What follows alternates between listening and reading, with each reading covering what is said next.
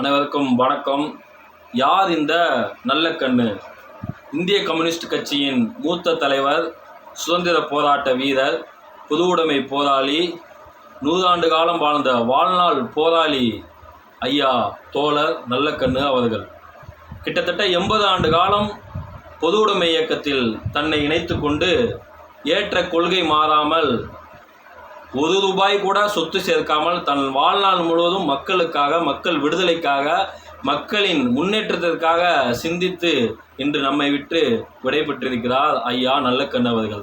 அரசியல் என்றால் பணம், பதவி, அதிகாரம், அப்படி இருக்கக்கூடிய இன்றைய சூழ்நிலையில் அதுவல்ல அரசியல். அரசியல் என்றால் நேர்மை, எளிமை, தூய்மை, அறத்தின் வழிநிற்றல், இதுதான் அரசியல் என்று அனைவருக்கும், இன்றைய அரசியல்வாதிகளுக்கும் இளந்தலைமுறையினருக்கும் எடுத்துக்காட்டாக ஒரு சான்றாக வாழ்ந்திருக்கிறார் ஐயா நல்லக்கண்ணு அவர்கள்.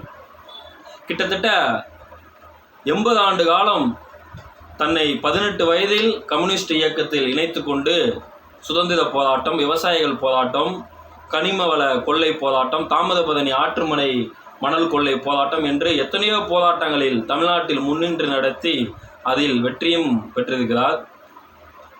வாழ்நாளில் ஒரு ஊராட்சி மன்ற உறுப்பினர் கூட ஒரு பதவியை கூட அனுபவிக்காத ஒரு எளிமையான ஒரு வாழ்க்கையை வாழ்ந்து மக்களுக்காக, மக்களின் முன்னேற்றத்திற்காக மட்டுமே வாழ்ந்து காட்டியிருக்கிறார் ஐயா நல்லக்கண்ணு அவர்கள். அவர் செய்த சம்பவங்கள் இந்த மண்ணில் எத்தனையோ இருக்கிறது. அவர் பிறந்த ஊரான தூத்துக்குடி அருகில் உள்ள ஸ்ரீவைகுண்டத்தில் உணவுகளை ஒரு இடத்தில் பதுக்கி வைத்திருந்தார்கள். அதை அறிந்த இவர் ஒரு நாளிதழில் எழுதி அந்த உணவை கண்டுபிடிப்பதற்காக உறுதுணையாக இருந்திருக்கிறார். தாமிரபரணி ஆற்று மணல் கொள்ளையை தடுப்பதற்காக தானே ஆஜராகி அதை தடுத்து நிறுத்தியிருக்கிறார். கிட்டத்தட்ட கம்யூனிஸ்ட் இயக்கம் தடை செய்யப்பட்ட காலத்தில் தொடர்ச்சியாக 7 ஆண்டு காலம் சிறைவாசம் அனுபவித்தவர். சிறைக்கும் சித்திரவதைக்கும் தசையடிகளுக்கும் எதற்கும் அஞ்சா நெஞ்சன் அவர். கிட்டத்தட்ட தனது மீசை முடியை நெருப்பினால் சுட்ட போதும் கூட எதற்கும் அஞ்சாமல் செங்கொடியை உயர்த்தி பிடித்த தோழர் ஐயா நல்லக்கண்ணு அவர்கள் இன்று நம்மை விட்டு விடை பெற்றிருக்கிறார். அந்த செங்கொடி இன்று காற்றில் கலந்திருக்கிறது. ஐயாவுடைய பேரும் புகழும் இந்த தமிழ் மண் இருக்கும் வரை அவருடைய பேரும் புகழும் கண்டிப்பாக நிலைத்திருக்கும்.